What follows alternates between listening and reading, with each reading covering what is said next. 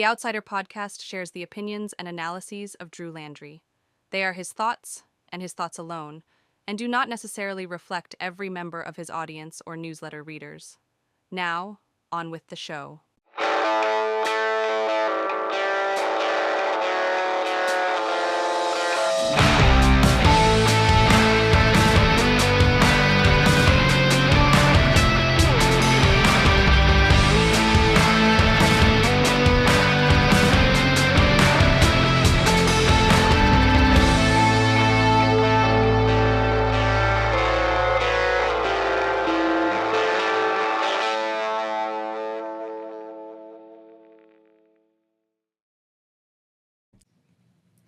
Hello and welcome to another episode of the Outsider Podcast. I'm your host, as always, Drew Landry. And folks, thank you for making this the best politics podcast west of I-35 in the Lone Star State. So, however, whenever, and wherever you are listening and or watching on YouTube, just search for the Outsider Podcast on YouTube, and there you found it.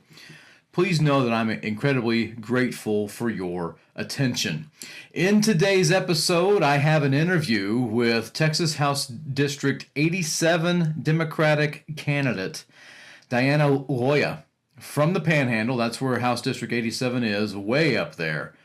But before I do that, I want to give you a couple of stories. And so I'm not going to spend a lot of time on these because I want to get to my interview with Diana Loya.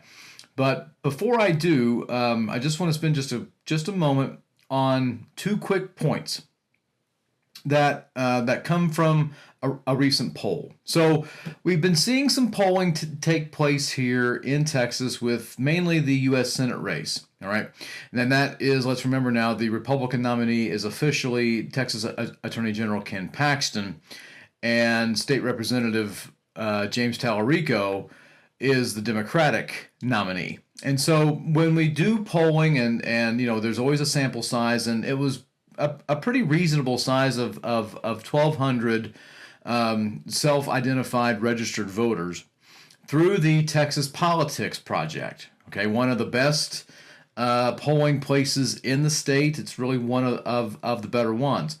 And so what this June poll did, okay, and the Texas Politics Project has different time periods for when they release polls. You know, they did one in April. They just released one here in June. They'll do another one in October. All right, and so you can kind of get the finger on the scale as to what will happen in that November election, kind of based on what you might find in that October poll. But that aside, we have a poll from June from the Texas Politics Project, and the result that we found from that, from roughly 1,200 respondents, okay, for the Texas Senate race, was that Ken Paxton, Texas Attorney General Ken Paxton, has a 1-point edge over James Talarico. All right, so we're talking 43% of respondents said they would support Ken Paxton, 42% of respondents said they would support James Talarico. And when we take a deeper dive in this, let's understand that who is making up their particular set of supporters. Now, there are a couple things I didn't mention here. I mean, there is a Libertarian candidate in this race, Ted Brown. He's bringing up 3%. There's another set of a percent that says someone else. That's 3%. And then there's 10% who haven't made up their mind. All right, the option is haven't thought about it enough to have an opinion on which one. That's 10% of those respondents said that. But what we're really focusing in on is Ken Paxton's numbers and Talarico's numbers. And so when we examine who exactly are supporting Paxton and Talarico, we see a great divide between the parties. I mean, Paxton has been able to coalesce the Republican support that he wasn't able to get back in April. Back in April, it was about 64% of Republicans said they would support Ken Paxton. This is also, let's remember now, coming off a very bitter primary and runoff with John Cornyn. That's also very different from another particular poll that said about a quarter of Cornyn voters would support James Talarico. So You can see some visuals there that I have for you to let you know I'm not making this stuff up. So Paxton has, according to the Texas Politics Project's poll, has been able to coalesce a very large set of support from the Republicans. I mean, 84% of Republicans said they would support Ken Paxton. 12% of those who identified as an independent voter said they would support Paxton, and 1% of Democrats said they would support Ken Paxton. Now we look at Tallarico here. He has a larger support of Democrats than Paxton does for Republicans. 88% from his own party of the Democrats that said they'll support James Tallarico.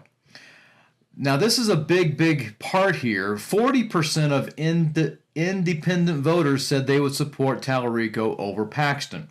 40%? That's 28% more than who would support Paxton.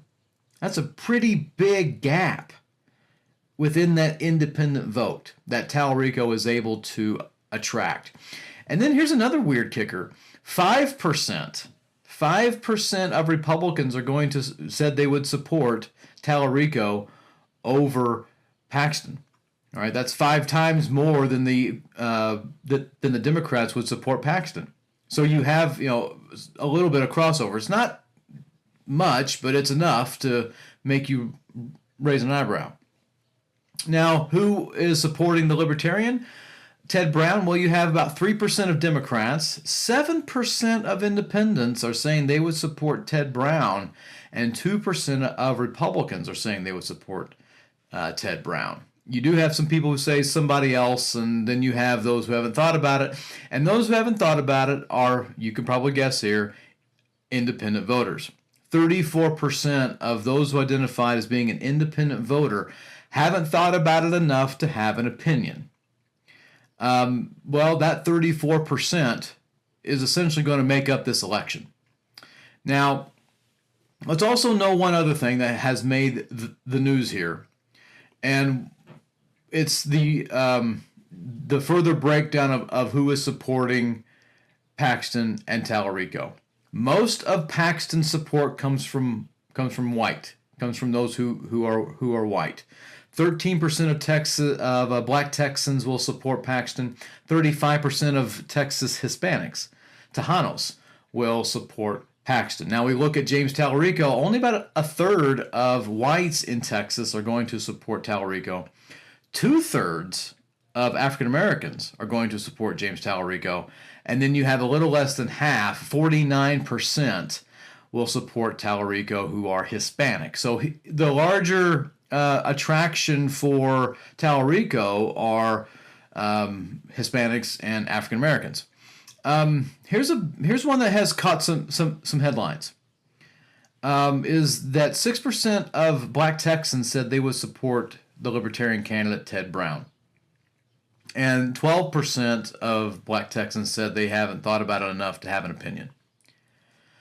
Now, the reason that is eyebrow raising and all that is that if we look back to 2018, and the reason we often look back to 2018, because that was the real, competitive race. I mean, no offense to Colin Allred, and no offense to MJ Hagar, who ran in 24 and in 20. But they just didn't have enough. All right, they just didn't have it. But sorry, for those who are watching on YouTube, you're seeing my cat Winnie being right here in front of me, and my dog Thorin is around here somewhere. So just wanted you to know that might be why I am looking around, trying to keep track of them all. It's their world. We're just part of it.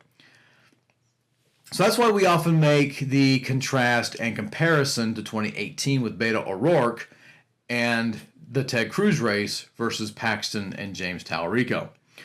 The O'Rourke campaign in 2018 had much less support in the June 2018 poll by the Texas Politics Project. In that year, O'Rourke had 49% of African American voters, and 31% of African American respondents said they had no opinion, whereas only 1% of African American respondents said they'd vote for the Libertarian candidate. So you have a smaller set of support for O'Rourke in June, but a higher number of those who have no opinion. And that was for the respondents who identified as being black Texans. Now, what you'll later see in the October poll is that O'Rourke soars with African American voters by over 80%. Like we're talking like 83, 84, 85%, and that no opinion is very much down in the single digits, like less than 5. And there's nobody who will go on to who says that they will support the Libertarian candidate. That's the concern about the Tallarico campaign at this moment, where he has a he has a higher number of African Americans who say they'll support him in June than O'Rourke did. All right, but the thing that we are concerned about, or that is eyebrow raising, is the number of African Americans who are undecided. That's only 12%.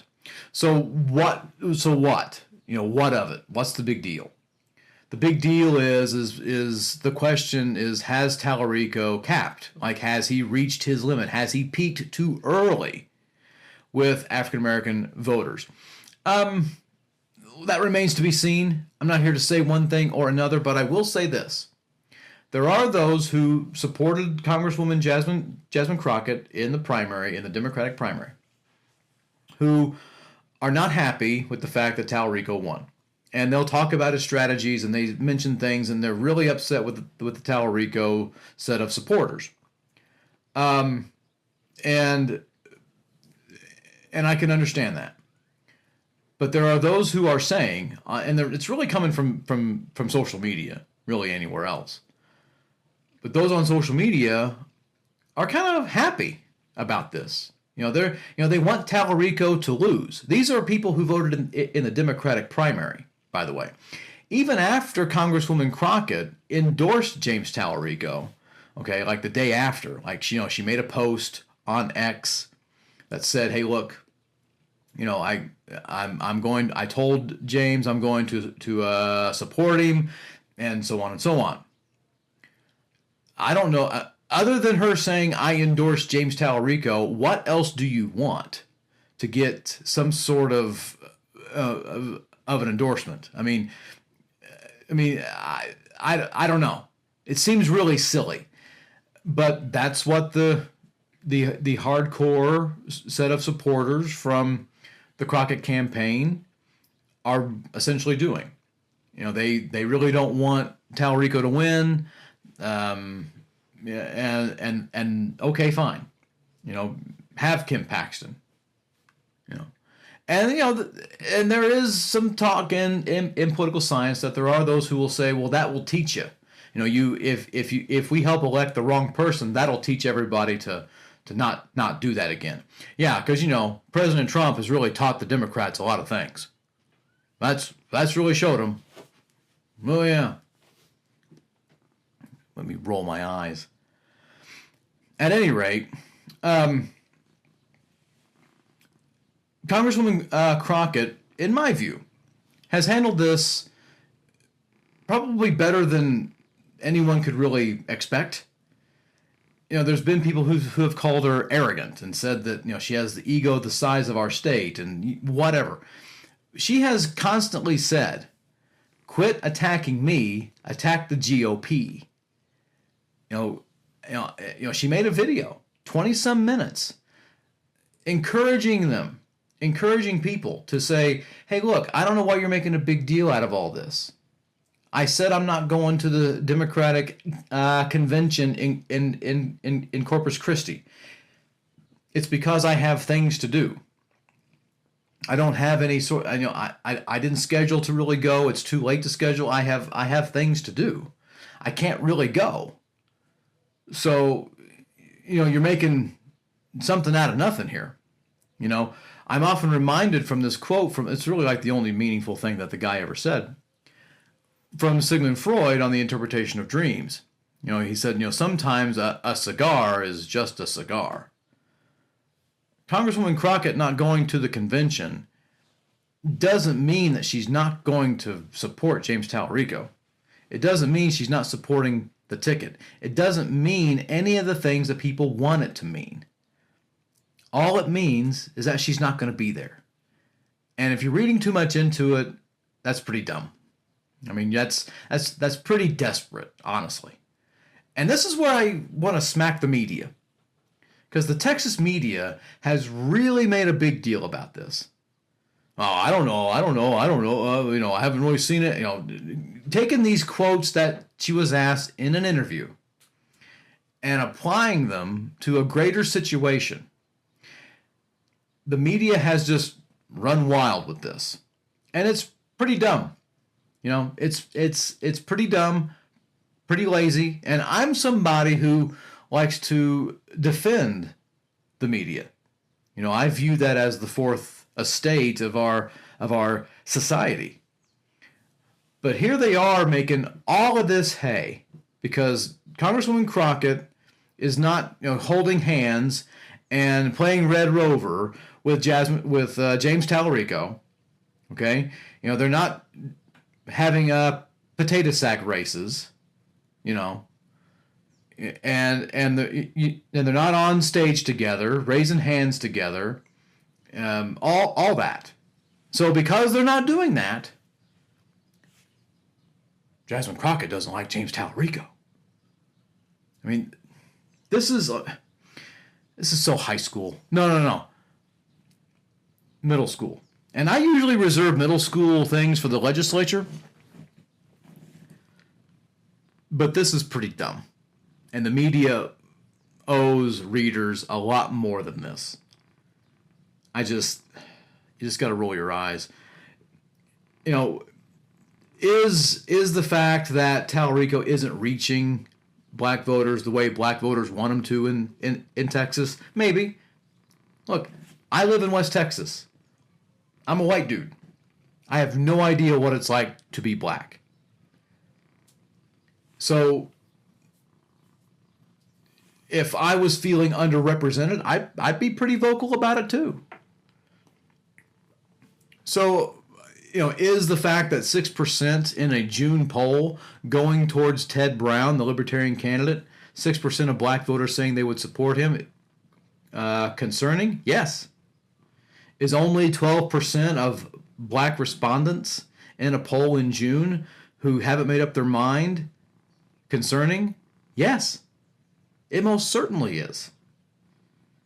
Make no mistake about it.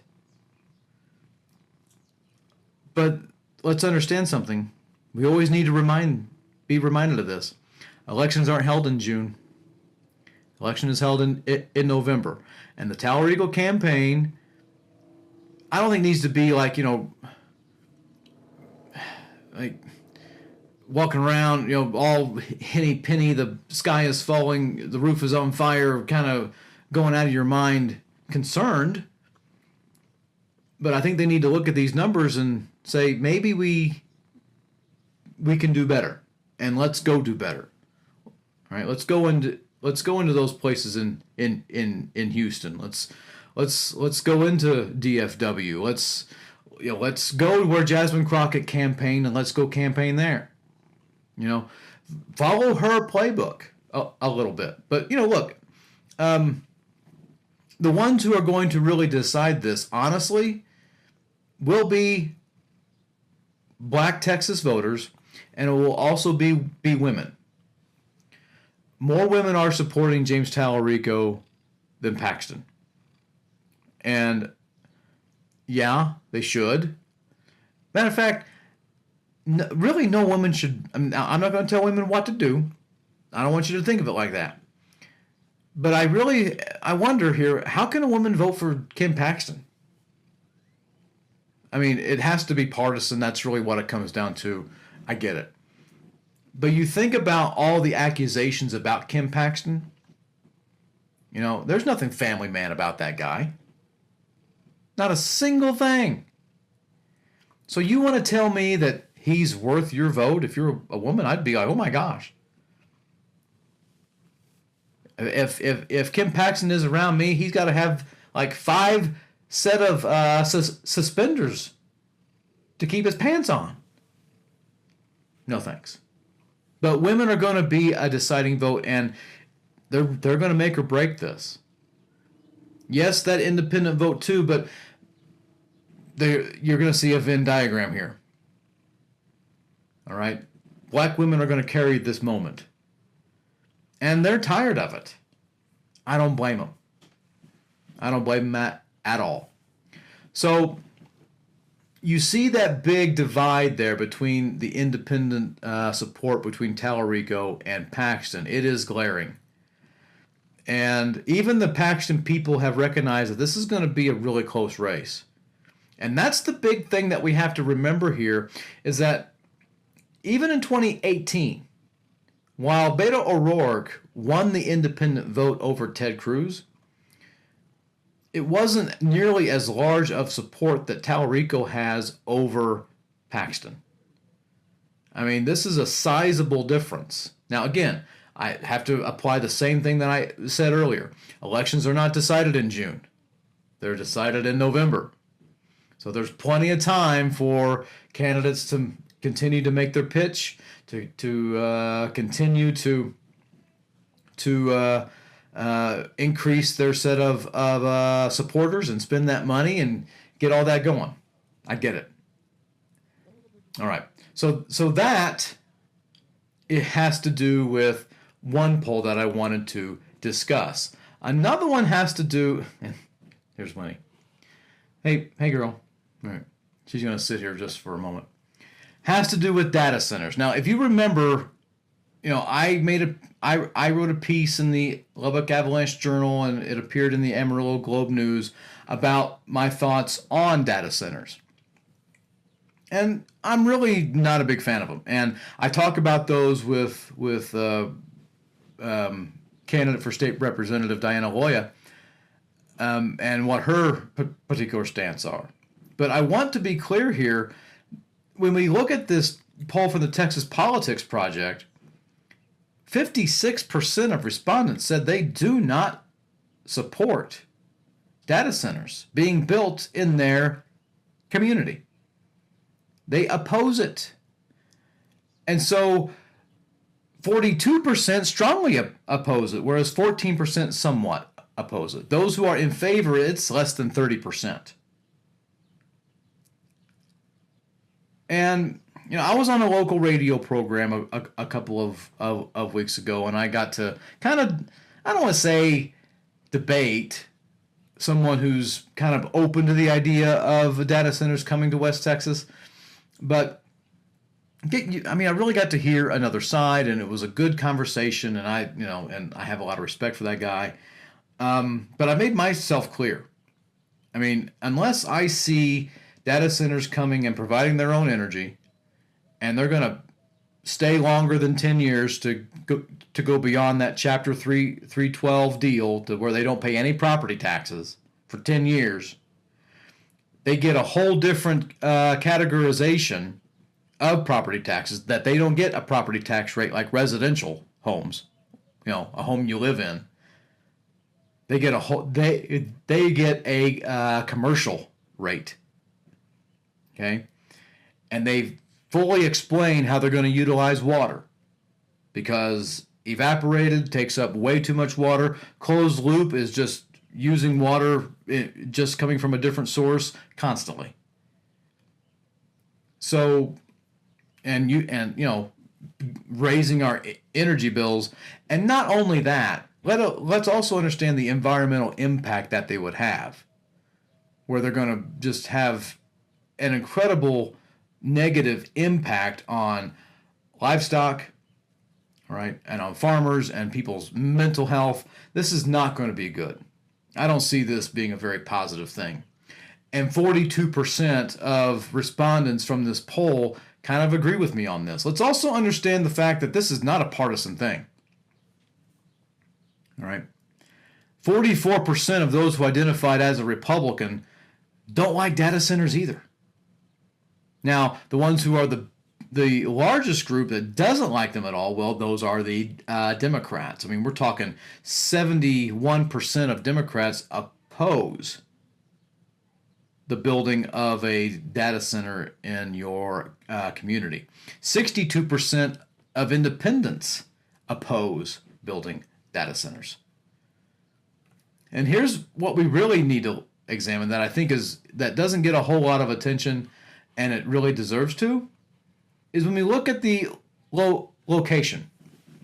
Those who are most opposed to it, those who are most opposed to a data center being built, come from the rural areas.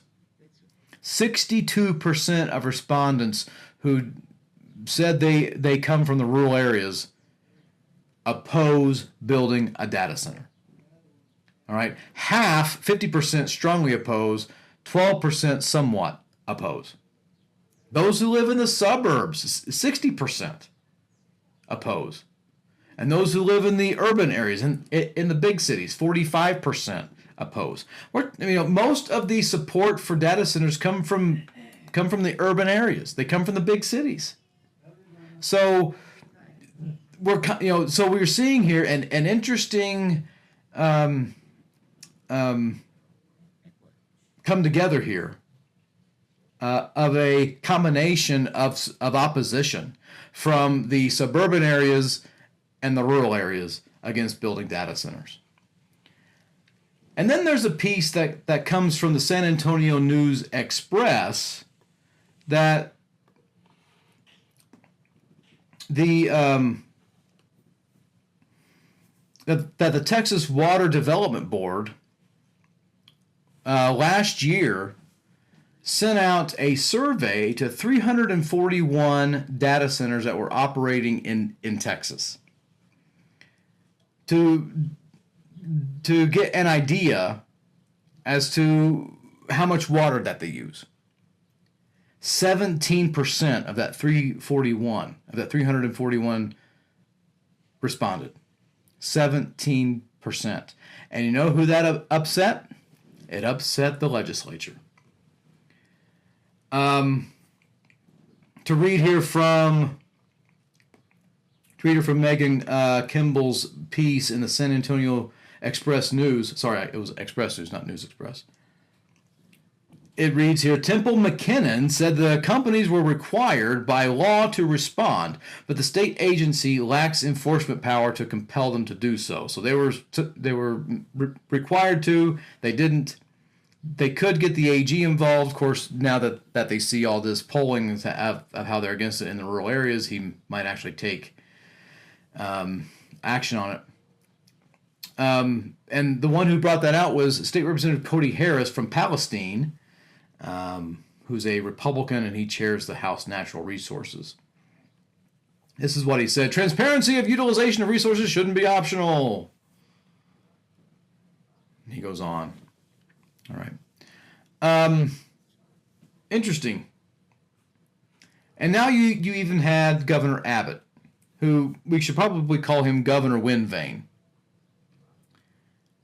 Because there's nobody who just goes with the flow. Nobody puts their finger up in the air and sees what the public opinion is and is guided by it more than Governor Abbott. And Governor Greg Abbott, who is in a re-election mode here, and he's not even talking about his opponent, Gina Hinojosa. Not even talking about her. I mean, the polling that they have is within 10 points, and the recent one that I have here from the Texas Politics Project has it to where she's down 7. But interestingly enough,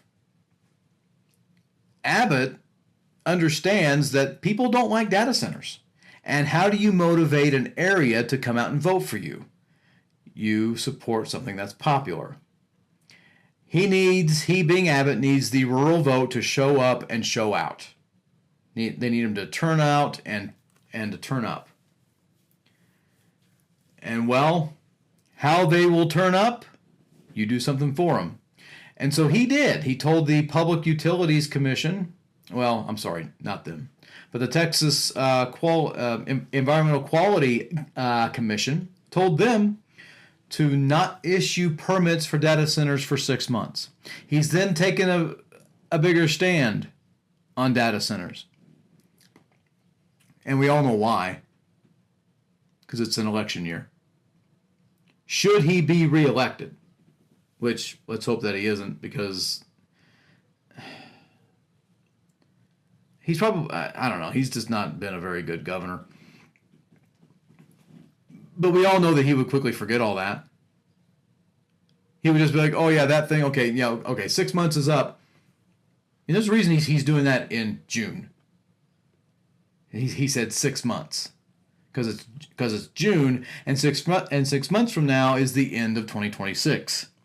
Where he's expecting to win re-election, where he goes in the 2027 session and goes, okay, data centers, let's do them. Rural areas, you can't vote for this guy. While he's with you now, he's only doing it for your vote. Simple as that. Even Sid Miller, and I've talked about this before, and now I can't always say I agree with Ag Commissioner Boss Hogg, but he's very much against them.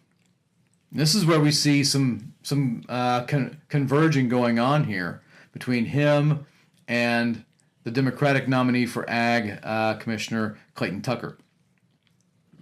Interesting. So the people don't like data centers, especially those in the rural areas. More Democrats don't like them, more so than Republicans. And this is an issue that Democrats can use to break that red wall that is in the rural Texas. I'm not saying to win the West, to win the rural areas. That's not going to happen for a very long time. But you can get people to vote for you if you come out for something that they support. So if Democrats up and down the ticket, up in the Panhandle, down here to the Caprock, on down to Big Sky in the Concho Valley, says data centers are bad, or we need more information, or we need tighter regulation, or whatever the case may be, to where you're not saying open space, open check data center, I think you might have yourself an opening to where you can carry some water for not just Gina Hinojosa and all the other statewide elected officials, but also James Talarico. All right. Those two things I wanted just to spend just a small amount of time on. And now I want to give you that interview that I had with Texas House District Democratic candidate Diana Loya. Joining me here is Diana Loya.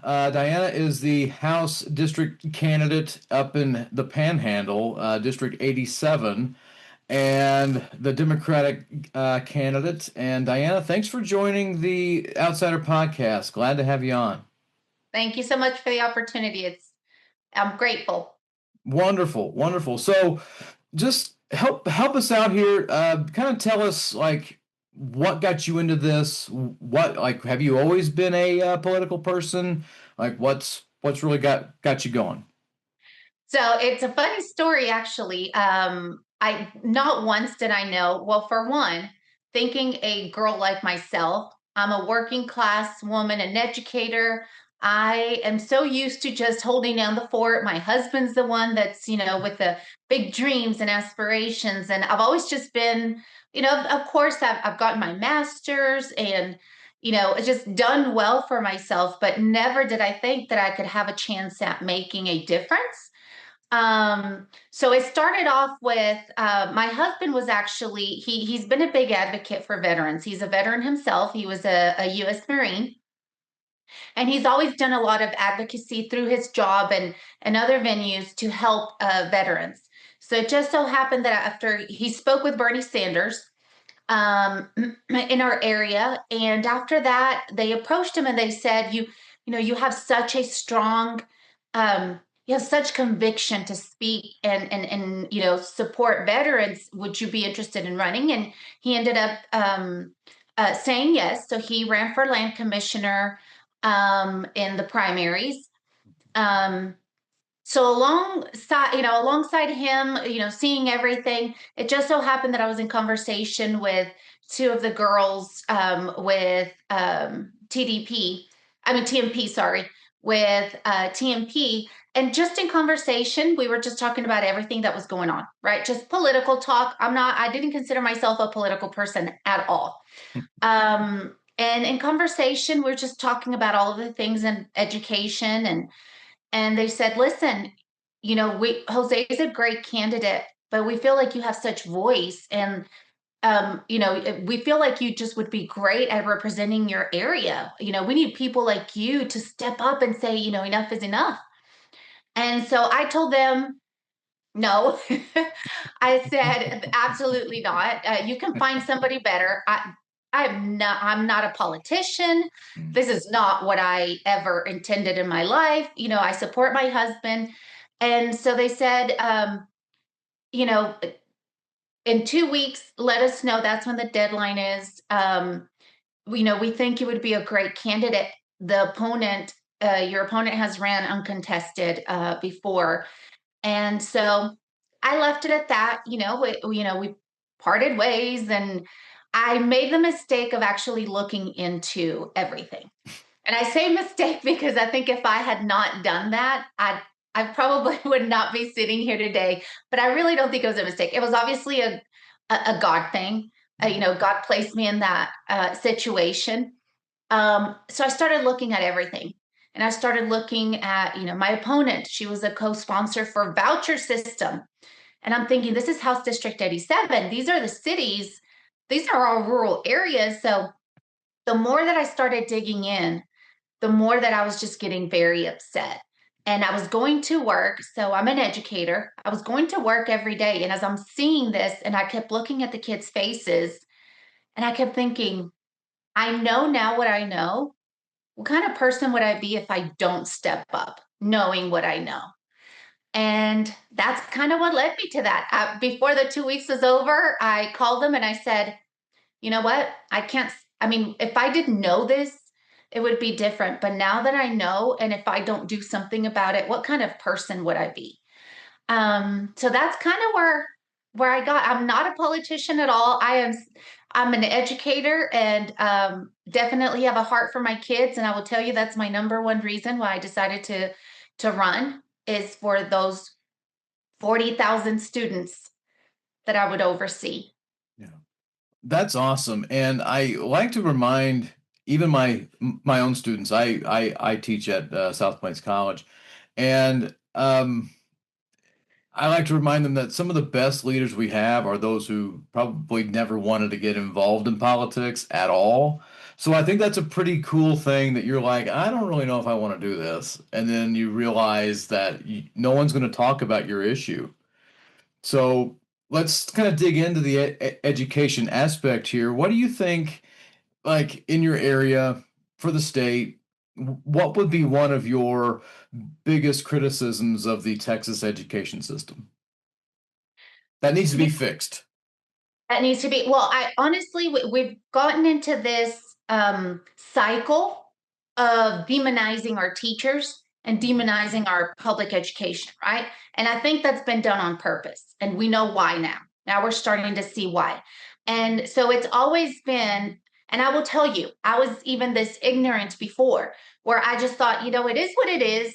We're not getting enough funding. So that means we can't get quality teachers. We can't keep them here in our rural areas, because that is our biggest problem. We are still, up until this point, in my house district, in my school district, we are still needing to hire. I think we're at 10 or 12 teachers that we need to hire before the school year starts. We have no bank of teachers, educators, because one, we're not paying them enough. Two, to come to rural Texas. But we've been just giving less and less and less and less, and then telling us that we're the ones that are the problem. So that's the issue that I think we're not connecting the two. We're not connecting the fact that it comes from the legislature. We have amazing teachers across the state. We just don't treat them as so. Yeah, that's a really good point. I couldn't Agree more. And education is such a vital aspect of our state, of our country, of our very fabric of our society. And yet teachers get lip service. I mean, I'm sure your opponent has gone around going, I support all of them. They're great, and all these, and all this. I mean, that happens down here on the Cap Rock. So it's you listen to this and then you see them act. Now, as a teacher, what would you tell your students about somebody who says they're going to do something, but when it comes to acting, actions, how do you square that circle with something that they would do? Well, I mean, we preach and we teach integrity in our schools. That is one of the bases because we know we're not just teachers. Our educators, not just educators that are teaching history, math, we are teaching our students to be good humans. So integrity is one of our pillars. And it is one of those things where what do you tell the students? How can you tell your students, listen, your representative that is supposed to represent you, they really don't care. They're saying it to save face. And then at the end of the day, they're doing exactly what the billionaires want. They're doing exactly what is going to be in their best interest, not in their house district, not their constituents' best interest. So that's a hard one. I mean, you have to be completely honest. And the thing is, children are very transparent, and children, they know, they see things black and white, and you can't you can't trick children. They understand. Yeah, I I've learned the hard way when my nieces were little that um, there aren't very many few, but there aren't any more like real people who will flat out tell you the truth, like a child. Exactly. That or a senior citizen, but either way. But anyway, I don't want to go down that road. Um, so education, such a big deal, has a big play in our property taxes. Um, Governor Abbott has talked about how he wants to get rid of just the school portion of the property tax. I think that's a terrible idea. What do you make of that? Every action has a reaction, right? So it sounds great. We can sit there and say, let's get rid of property taxes. But when you actually start pulling back those layers and those procedures on how he wants to do it, you're going to see how it is not a good idea. He's not telling people that. It's easy to just say, I'm going to cut your property taxes. I'm not going to tell you how. Either way, it's going to impact you completely. But if I just tell you that I'm going to cut them completely, I'm going to get your vote. Does he really want to do that? No. We're seeing this. When did he come with this? When did he come out with this? Maybe a month or two ago. And that's Yeah, because he's feeling it. He knows he's on his way out. We know we have Gina coming up. So yeah, that's right. he's definitely scared. So it's their Hail Mary that's happening right now. But if he were to sit there and say how, because it's like we say, I tell people, school vouchers are important for everybody. That really funding our public schools really is important for everybody because that they go hand in hand. Property taxes and funding public schools, once you understand how those two go together, then you can understand how one process helps the other out. So again, I think it's his Hail Mary. He's feeling it, and I think it's absolutely absurd. Because if he actually explains the process, we're going to see there's going to be with that action that he's supposedly wanting to do, there's going to be a negative reaction. So Absolutely. Another big thing that's really come up here is the whole data center conversation. Well, that has to be on the minds of some of your voters, some of your future constituents up there in the Panhandle. What have you heard? What's your take on them? oh, that's huge. That is a huge issue here. And that is actually one of the first issues um, where we're seeing bipartisan, I guess, support or non support. So this is coming from Republicans and Democrats. And so it is extremely huge here. In fact, we just had a small it's not a data center. It's actually for our school system. They placed a little center that's going to help with that. And our public here in our city is in freak out mode. And we're having to explain that's not the same as the data centers that you're seeing. Now, there's a data center, Fermium Matador. Sorry, Project Matador is the one that's being up. It's in my house district. So I have been paying very close attention to that issue. Here's where I stand on this issue here. It is a very hard issue to think about. And I will tell you, the very first and most important thing to think about is the constituents in our life, our infrastructure, our water infrastructure. That should be number one priority, is our people, not the money, not anything else, but sustainability for ourselves. And I think if we have that at the forefront of any decision making, then that will help. Now, along with that is Greg Abbott is the one that allowed this to happen.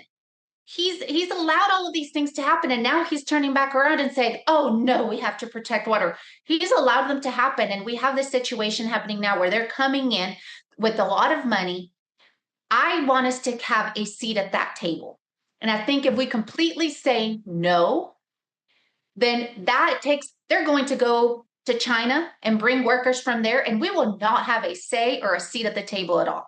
I think there is a way to go about it, and that goes to, it is doable, but it requires more money from them. What they're wanting to do is not have money out there where they are sustainable themselves and they don't have to impact us, right, our constituents.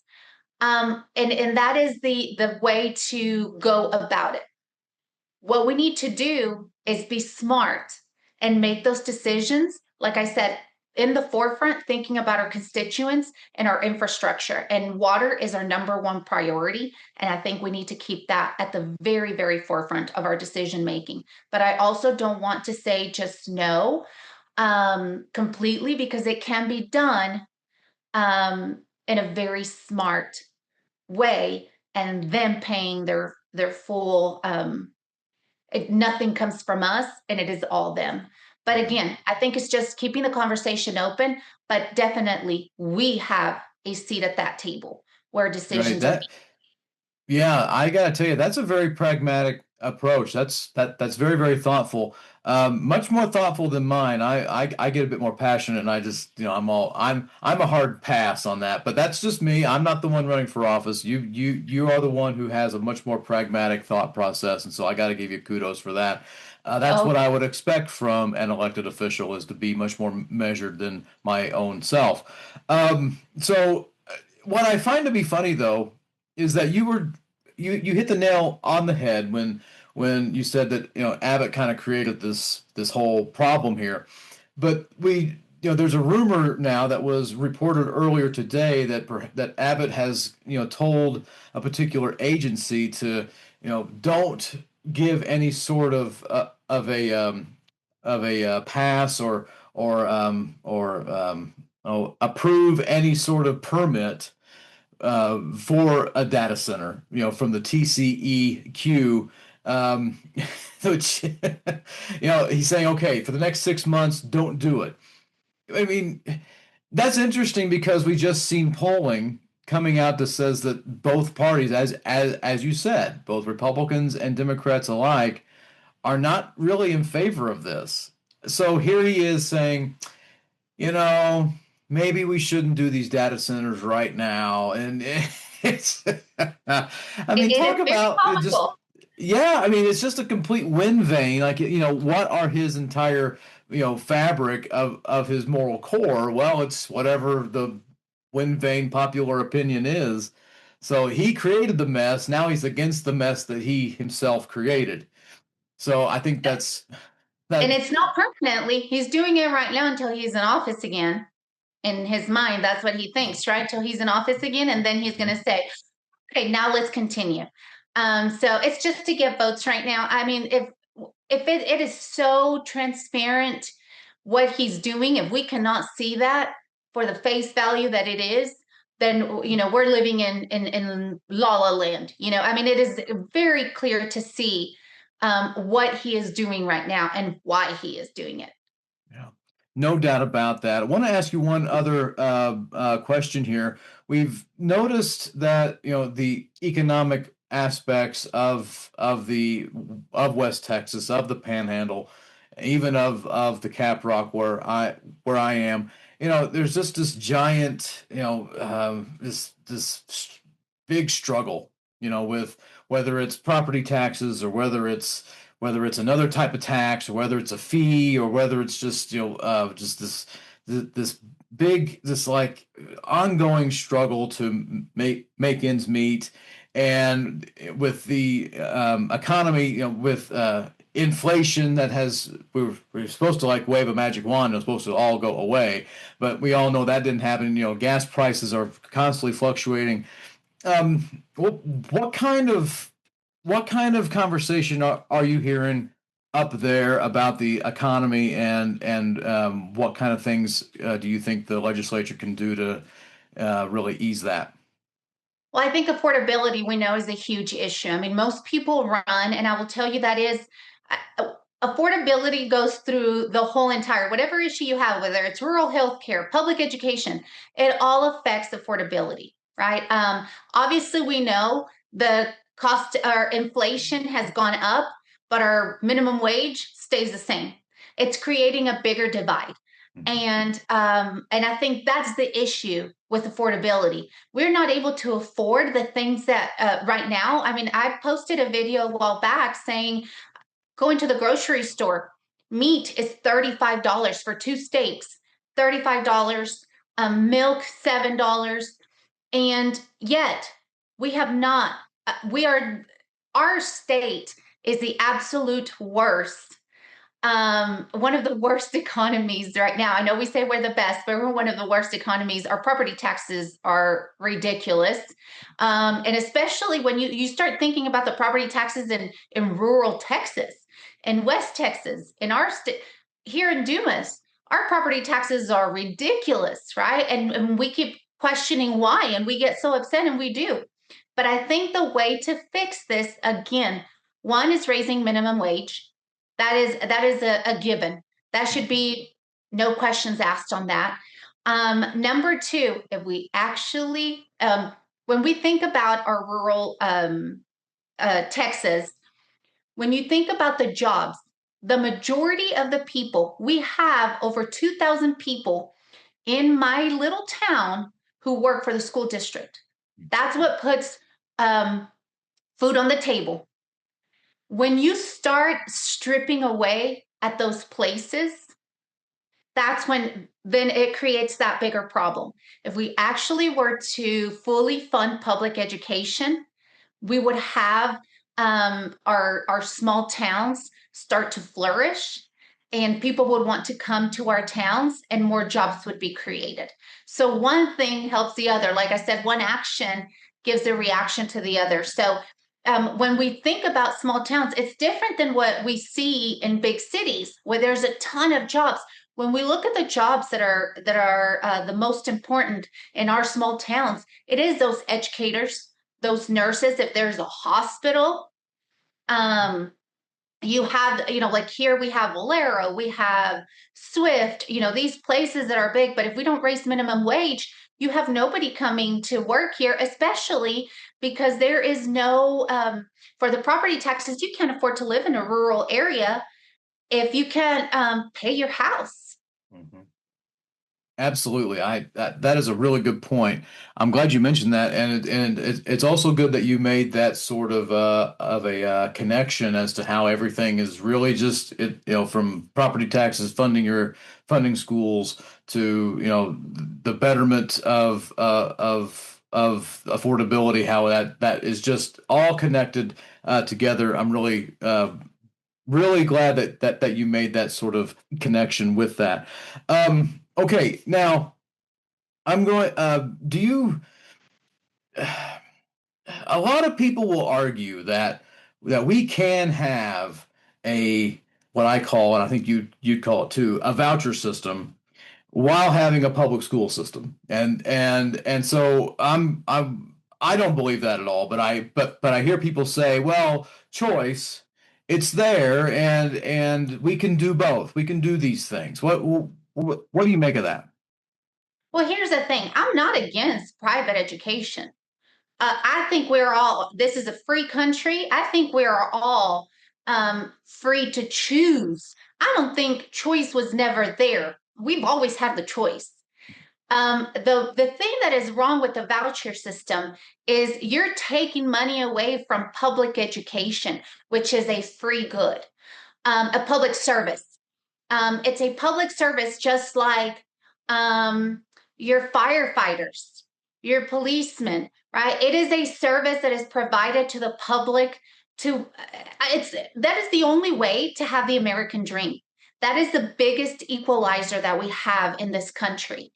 And let's be real, that money should have gone straight into public education, especially when our per student funding, our PSF has not been raised since 2019. We are the lowest in the country. So whenever they say, you can have both, you can't, because if that money is being taken away from public education, then it is not right. And it is not good. And that is a black and white answer on my end, because choice was never a problem. Yeah.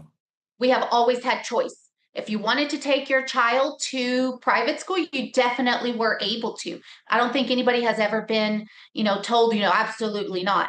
But to feel good about taking money away from our public school students, that is incorrect. Yeah, absolutely. This used to be a thing where you actually had bipartisan support for that. This was something that both Republicans and Democrats can actually agree on. Of course, that time it has now passed. I mean, this has become incredibly partisan, and it's really sad because in your rural areas, you just hit the nail on the head earlier when you said that's probably the top employer for your area. How can you be against that? And they say, well, choice, choice. And you're exactly right. Choice was already been there. It's been there the whole time. So anyway, I applaud you for for having that stance and articulating it very, very well. One other thing I wanted to ask you about has to do with, and I've asked this to all of the candidates that I've asked or that I've had on here. I'm of the mind that if you win your seat, the House is going to flip to the Democratic side. It'll be the first time Democrats will be able to elect a Democratic speaker since 2001. But I'm also interested here to say, say you win, but House Speaker Dustin Burrows wins his seat, and the Republicans are still in power. Can you make any sort of guess, any sort of thought, or a prediction whether or not you would support Burrows in a vote that to make him House Speaker to continue that ongoing tradition of bipartisan coalition governing?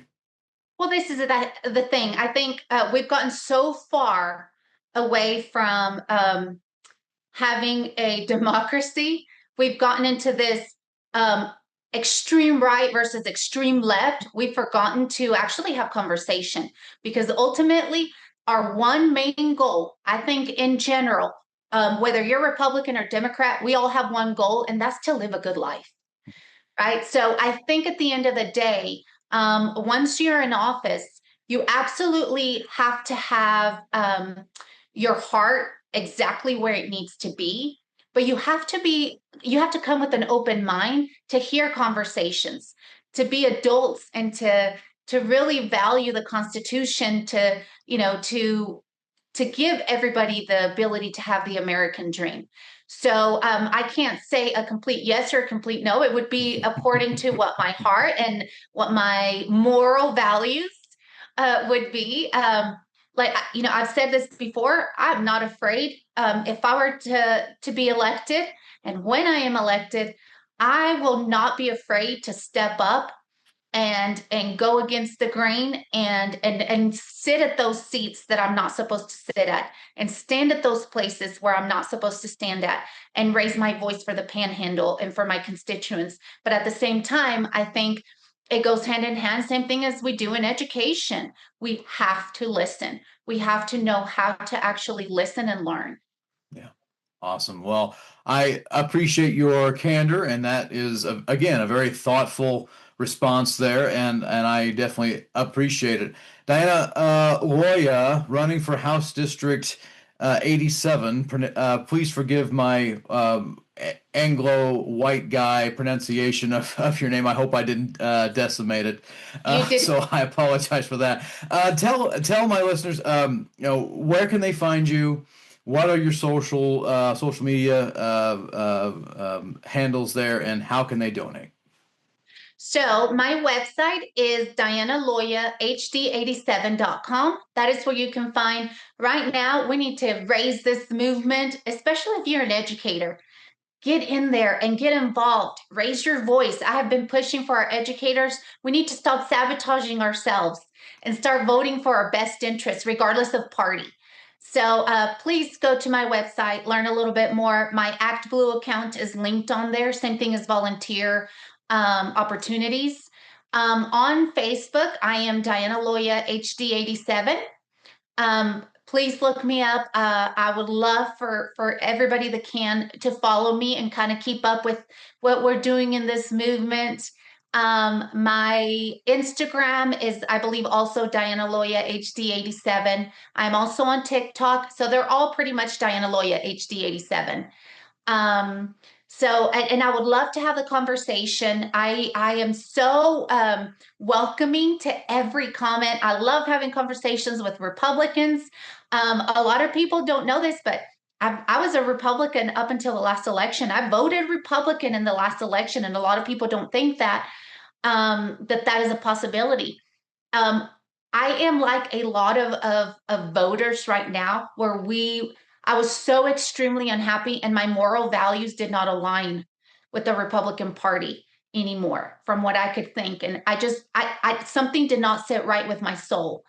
And when I saw the opportunity of learning more and understanding more, and I took that, and that's what led me to where I'm at. But I always like to say, I'm a Texas Democrat. We're different. We've been raised with guns. We've been raised, with our farmers are our world here. Our rural areas are. So I always say I'm a Texas Democrat. But I'm like a lot of other voters right now, that they don't feel like they have a home anymore. So please join my cause. Let's have a conversation. And those are my media handles. And I welcome everybody. All right, wonderful. Well, thank you so much for dropping by to take some time off the campaign trail to be here on this podcast. Diana, we appreciate you so very much. Wishing you all the best down on the campaign. If you ever want to come back, just shoot me a holler. Love to have you back sometime. Yes, thank you so much for the opportunity. It was a great time. I always love to have a conversation. Wonderful. Thank you so much. Thank you. Folks, that's all from me today. Thank you so much for watching and listening to the Outsider Podcast. If you or someone you know would like to be a guest on this show, shoot me an email at the.outsider806@gmail.com. That is the.outsider806@gmail.com. You can see that right here, wherever that it is. And I just want to reiterate something. I'll talk to anybody. All right. You don't always have to agree with me to be on the show. Sometimes that makes the show interesting. So, I mean, if you have a talking dog, let's get Lassie on the program, okay? So, but I really do have an open mic policy, and you just shoot me that email, the.outsider806@gmail.com, and we can make it happen. Folks, thank you so much for watching and listening, and I'll see you again very, very soon. The preceding analyses and opinions were that of Drew Landry and his alone. They did not necessarily reflect all of his podcast listeners or newsletter readers.